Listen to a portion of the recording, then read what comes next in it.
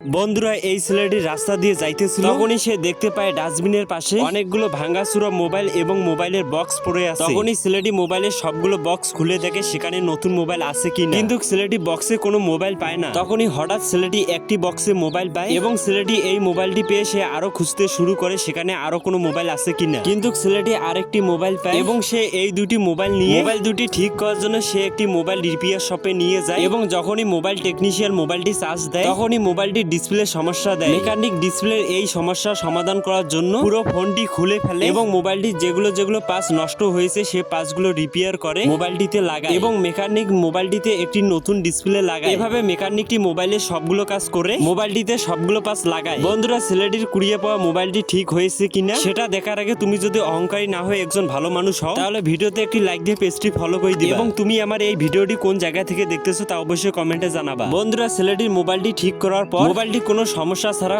On হয়েছে। বন্ধুরা ভিডিওটি ভালো লাগলে ভিডিওটি অবশ্যই শেয়ার করে দিবেন।